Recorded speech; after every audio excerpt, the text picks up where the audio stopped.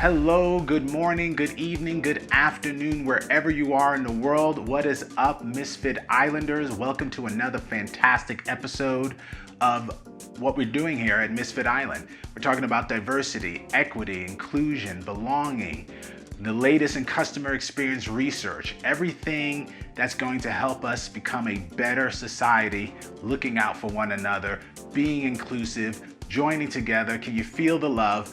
Look, I'm excited because I'm going to do something really helpful. I'm going to put something out in the universe that's going to help a lot of people. Today, we are discussing one big mistake that leaders make when they are looking to build company culture. I have, if you don't know my story, I have worked for large corporations, startups, I've worked for agencies, I've even worked for mom and pops. I've been in front of thousands of people. I've worked with just one-on-one, being in the streets, doing research, getting to understand people, and I try to bring that all in to a company, right? I try to help them to see people for who they are, how they respond to their products, what they like, what they don't like, what resonates, what doesn't resonate with them. And in talking with all of these people, I realized that there's an issue that leaders are missing. And I don't know what pressures that they always are under that they would push back against doing something about this. But that thing is about, drum roll, right? Maybe. That thing is all about providing a psychologically safe space. Now, we're going to talk about that subject a lot, so this won't be the first time, but the one mistake that leaders make when they're trying to build a winning, awesome, ridiculously attractive company culture is not providing the space for people to make mistakes. No one is perfect, and the pressure that we put on ourselves to be or feel or do perfect is ridiculous. It's not achievable. It doesn't allow us the freedom to experiment and explore, and that's a mistake. What we need to do both for ourselves is to embrace risk-taking and being able to fall down. You know, go back to the time when you first learned to ride a bike, if you've ever had the opportunity. I know not everyone is fortunate enough to have a bike, have access to a bike, have the physical ability to ride the bike. But for those that can identify, go back to the time when you had to ride that first bike. And there are all sorts of techniques out there. No pedals, with pedals, holding the bike and running alongside, pushing you out there and let you wobble and find your balance. The most successful stories I've heard is where there is a intimate culture between that guardian, that person, that teacher, and that child about just going out there and it's okay to fall. And I learned to ride a motorcycle, which I was, fortunate. And they said you might fall. It's almost a rite of passage to fall. And when you're first learning, you're going 20 miles per hour, maybe a little bit more, you don't want to fall, but they give you some hints. Wear thick clothing, kind of protect yourself. And when you think of yourself as going into a company, there's a sensitivity that we all have, but sometimes you have to, armor up that skin a little bit. I work in the design field, and when designs are critiqued a lot, you can feel that just burn, that ouch moment, right? Because your design might suck. It might not be great, especially when you're at the beginning of your career.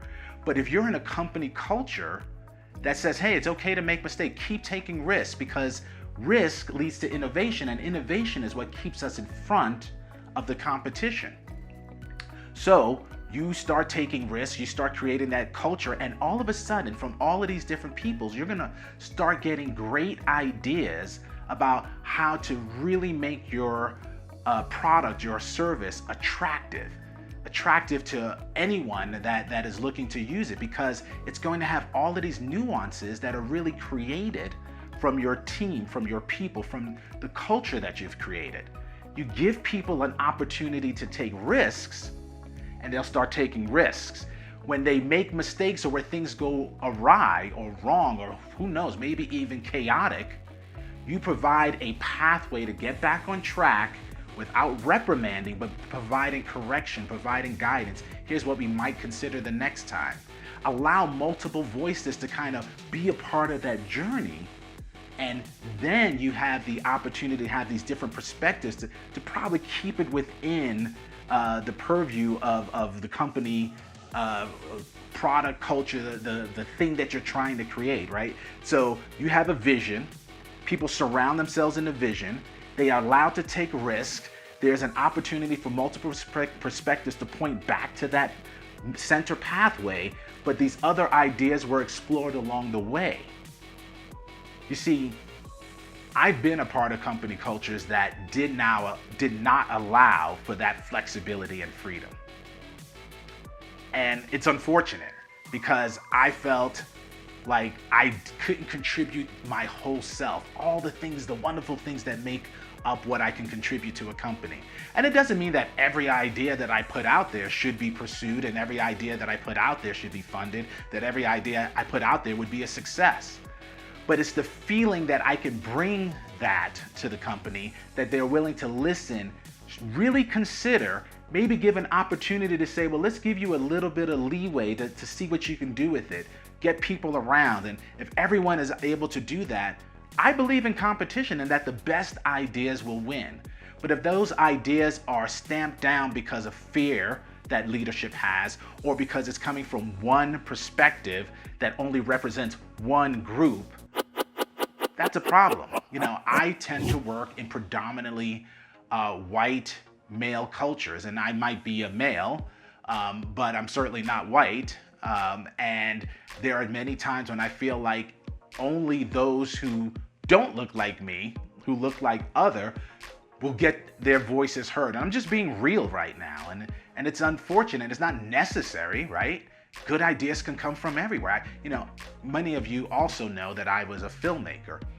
And when you're on a film set, you really open yourself up to everyone contributing. Sometimes people's lives were saved because someone saw something, felt the strength, the freedom, the empowerment to speak up against a potentially dangerous situation. You're dealing with water, electricity, scaffolding, things can fall.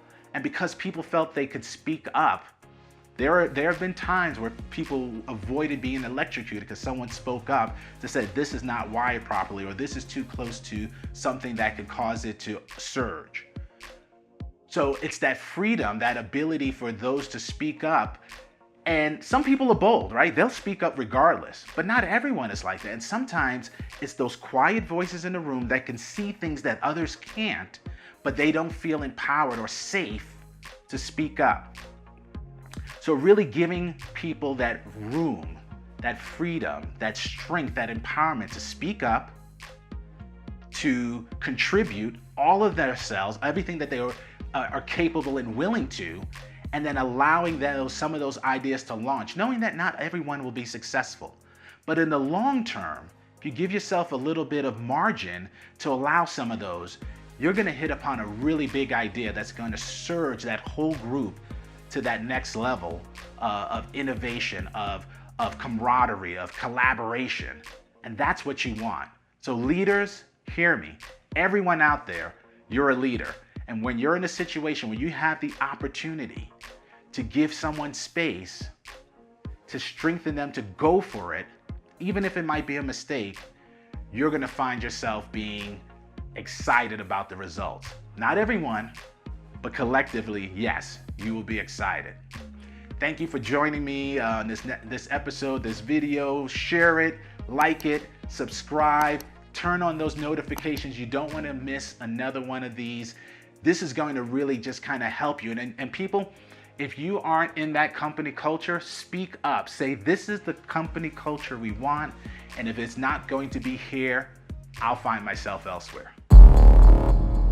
Okay, everyone, go out there. Let's change the world. Let's change our companies. Let's go out there and be very, very successful. Let's innovate. Let's get crazy about it. Let's get empowered. Speak up to your leadership. Let's make it happen. See you in the next video.